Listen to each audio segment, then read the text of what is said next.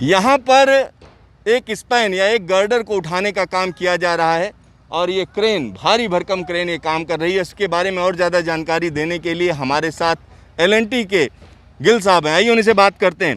गिल साहब, यहाँ पर क्या चल रहा है, पीछे क्या हो रहा है? सिद्धार्थ साहब, ये हम जैसे एक गर्डर है, हमारा ओपन वेब गर्डर है, DFCC WDFC की लाइन है ये, उसमें हम ये गर्डर एक लॉन्च करने वाले हैं। अभी आपके सामने एक हमने लॉन्च कर दिया है, एक अभी ये दूसरा गर्डर है। आज के प्लान के हिसाब से इसको भी हम लॉन्च करने वाले हैं। तो टोटल हमारे पास ये इधर 12 फाउंडेशंस हैं, 12 सबस्ट्रक्चर पियर्स हैं और उसके ऊपर 11 स्पैन है। एक स्पैन में 2 गर्डर्स हैं, एक फॉर अपलाइन एक फॉर डाउनलाइन। तो 22 गर्डर्स इस ब्रिज में लॉन्च होने हैं, जो कि 22 के 22 गर्डर्स जो हैं RDSO अप्रूव्ड फैब्रिकेशन वर्कशॉप्स में बने हैं। एक एक कंपोनेंट उनका E350 250 ग्रेड का मटेरियल इसमें यूज़ हुआ है। प्रॉपर पेंटिंग हुई है, ग्रिड ब्लास्टिंग हुई है, प्रॉपर वेल्डिंग हुई है। सारे मेंबर्स वहाँ से बन के प्रॉपर इंस्पेक्शन हो गए, थ्रू स्पेशल ट्रेलर साइट तक पहुँचे हैं। फिर एक एक कंपोनेंट को हमने प्रॉपर स्कीम से असेंबल किया है। फिर उसमें proper HSFG bolt with DTI washer, जो लेटेस्ट वर्जन RDSO का, वो हमने फास्टनर्स इसमें इंस्टॉल किए हैं, प्रॉपर टॉर्किंग की है। कंप्लीट इंस्पेक्शन इसकी बहुत ज़्यादा स्टेजेस में इंस्पेक्शन है और सारी बहुत डिटेल्ड इंस्पेक्शंस हुई हैं ताकि कोई भी चूक ना हो सके, कोई भी कमी ना रह सके। ऐसा एक चीज़ और बताइए, इस पर किस स्पीड से ट्रेन चल पाएगी? वो जो डिज़ाइन स्पीड है इसकी, जैसे 110 किलोमीटर पर आवर की स्पीड पे डिज़ाइन स्पीड है, उस पर गाड़ी इसमें बड़े आराम से चल पाएगी। और इसका एक्सल लोड जो है ट्रेन का 32.5 मीट्रिक टन है। अच्छा, तो जो आप एक्सेल लोड बता रहे हैं, इसका आम जनता के लिए अगर हम समझाना चाहें तो क्या समझाएं? एक्सल लोड होता है, मतलब जो इन्होंने DFT का ट्रेन डिज़ाइन की है, तो उसका जो एक एक्सल होगा उस पर 32.5 टन लोड आएगा। तो 32.5 टन एक्सल लोड पकड़ के इस ब्रिज को डिज़ाइन किया गया है। अच्छा, इसको डिजाइन किया गया। ये देखिए, मूवमेंट शुरू हो गया है, आप देख सकते हैं मूवमेंट शुरू हो गया है और ये कुछ ही देर में ऊपर उठाकर रख दिया जाएगा। ज़बरदस्त है। और इसको देखिए किस तरीके से धीरे धीरे उठाया जा रहा है। और गिल साहब, ये अगर हम गर्डर की बात करें, कितना वजन है इसका? इस गर्डर का वेट जो है 160 मीट्रिक टन है। ये बहुत बड़ी ह्यूज स्ट्रक्चर है। इसकी डायमेंशंस बहुत हैवी हैं, जैसे 48.2 इसकी लेंथ है, विड्थ जो है 7 मीटर्स है और हाइट जो है तकरीबन 11 मीटर है। इसमें 10,000 फास्टनर्स लगे हैं और इसमें E350 E250 के कंपोनेंट्स यूज़ हुए, जैसे मैंने पहले बताया।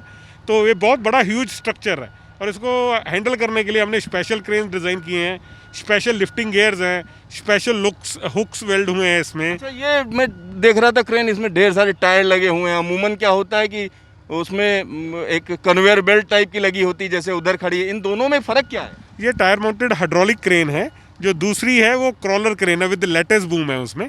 इसमें हाइड्रोलिक क्रेन है, दोनों डिफरेंट क्रेन्स हैं। लेकिन ये टायर माउंटेड है तो इसकी 800 टन कैपेसिटी है, क्योंकि टायर माउंटेड हमको थोड़ी हायर एंड पे रखनी पड़ती है। और क्रॉलर जो है वो 300 टन की हमारे पास क्रेन है। एक और क्रॉलर आपके पीछे है, वो 250 टन की, इसको शिफ्ट करने के लिए। इसमें हमने मैं पहले बता रहा था, इसमें हमने स्पेशल लिफ्टिंग गियर्स लगाए हैं, जो एक गड्ढर को दिखाइए। हाँ, इन लिफ्टिंग गियर्स को जो है सेंटर ऑफ बियोंसी को ध्यान में रखते हुए, जिसपे शिप चलती है, उस हिसाब से डिज़ाइन किया गया है, ताकि जब ये गड्ढर उठे तो गड्ढर उठाने से गड्ढर पे कोई इफेक्ट ना आए। गड्ढर में कैम्बर है, उसमें कोई इफेक्ट ना आए, कोई डिस्टॉर्शन ना हो। और ये गड्ढर जब हम उठाएं तो गड्ढर टॉपर ना हो, क्योंकि इतना ह्यूज स्ट्रक्चर है, इसको ग्राउंड से बॉटम पोर्शन से उठाया जा रहा है। तो लिफ्टिंग गियर स्पेशल डिज़ाइन किए गए with centre of buoyancy, with centre of gravity, by keeping it in mind, ताकि गड्ढर जब भी उठा के, जैसे हमने गड्ढर उठा के हम आधा किलोमीटर तक मार्च करते हैं इस गड्ढर को, लेकिन आप देख रहे हैं सामने भी गड्ढर में स्टेबिलिटी जो है बहुत ज़्यादा है। लिफ्टिंग गियर्स प्रॉपर हैं, हमारी क्रेन्स प्रॉपर हैं। जब इतना हैवी वेट लेके वो चलती भी हैं, आधा किलोमीटर हमने यहाँ मार्चिंग की है, लेकिन गड्ढर हमारा बिल्कुल इंटैक्ट रहता है। इससे ये गर्डर जो है ऐसा नहीं है कि झूलने लगे। जरा दिखाइए किस तरीके से गर्डर जा रहा है। तो इसमें ध्यान रखा जाता है, खास तौर पर क्रेन की खासियत क्या है, ये वज़न ज़्यादा उठाए। तो 800 टन से ज़्यादा वज़न उठाने वाली क्रेनें हैं यहाँ पर।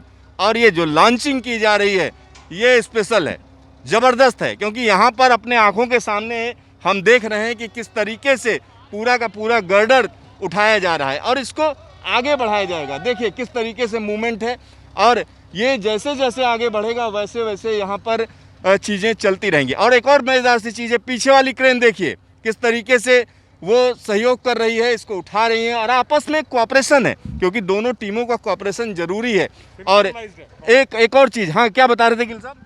ये दोनों क्रेन्स जो हैं जब उठा के चलती हैं तो दोनों आपस में सिंक्रोनाइज्ड हैं। ऐसा नहीं है भी वो क्रेन ऑपरेटर उसका कोई मिस्टेक करे तो इस पर इफेक्ट आए।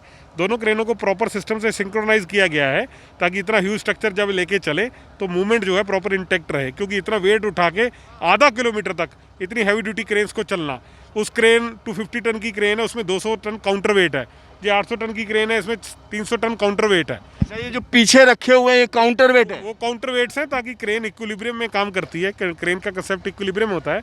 तो इस सेम कॉन्फ़िगरेशन पे जितना इसका बूम लेंथ है, रेडियस है, काउंटर वेट है, 360 डिग्री रोटेशन है, उस पर कितने रेडियस तक ये हमारा मटेरियल जो है दे सकती है। क्योंकि इसका वेट 160 टन है, 160 टन है, लेकिन लिफ्टिंग गियर्स पकड़ के, हुक पकड़ के 180 टन लोड आता है दोनों क्रेन्स पे। एक क्रेन पे 90 टन तक लोड आता है। तो इतना हैवी लोड को एक जगह से 24, 25, 26 मीटर रेडियस तक देना, इतना दूर तक रखना पीस को, जो है अभी काफ़ी मुश्किल काम है, अपने आप में बहुत बड़ा और बहुत मुश्किल काम है। ये काम आसान नहीं है, निश्चित तौर पर आसान नहीं है। आप देख सकते हैं कि किस तरीके से इसको ऊपर उठाया गया, और ऐसा लगता है कि जैसे हनुमान जी जो है पर्वत उठा रहे हों। जैसे हम लोगों के यहाँ पौराणिक कहानियाँ हैं जिनमें कहा जाता है हनुमान जी पर्वत ही लेके चल दिए, तो ये पर्वत उठाने जैसा काम है। लेकिन पर्वत में ज़्यादा वजन होता है, पर्वत का एक छोटा सा हिस्सा एक चट्टान है, ये समझ लीजिए 160 टन से ज़्यादा की ये स्ट्रक्चर है, और इसको पहले से पूरा कॉन्फ़िगर किया जाता है, बनाया जाता है, और इसकी एक एक चीज़ को, एक एक नट बोल्ट को देखा जाता है, कहीं कुछ उसमें मिस्टेक ना हो, परेशानी ना हो, कोई तकनीकी खामी ना हो। इन सारी चीज़ों को दूर करने के बाद इस स्ट्रक्चर को यहाँ पर लाया जाता है, और उसके बाद देखिए कितने लोग लगे हुए हैं, किस तरीके से इसको धीरे धीरे करके कहाँ ले जाना है ये दिखाइए भाई साहब। ये जो एक गर्डर लगाया जा चुका है, इसी के पास में इसको ले जाकर रखना है, और रखने में बिल्कुल ध्यान रखना है कि इसको जब रखा जाए तो कहीं कोई दिक्कत ना हो। जितना रखना है उतना ही रखना है, और जिस जगह पर रखना है उसमें 1 मिलीमीटर का भी फ़र्क नहीं होना चाहिए, क्योंकि 1 मिलीमीटर का फ़र्क बहुत बड़ा फ़र्क डाल देगा। तो यहाँ पर सारी तकनीकी जानकारियों के बाद ये सारा काम किया जाता है। L&T जैसी कंपनी को ये काम दिया गया है, और डेडिकेटेड फ्रेट कॉरिडोर के तमाम इंजीनियर्स, तमाम लोग इस पूरे काम को कोऑर्डिनेट करते हैं, क्योंकि इतना आसान नहीं है ये सारी चीज़ें। और इतने बड़े पुल को यानी आप समझिए 6-7 महीने में बना देना, आज की इंजीनियरिंग का नमूना है, आज की इंजीनियरिंग का करिश्मा है। Siddharth, Dalelpur news station.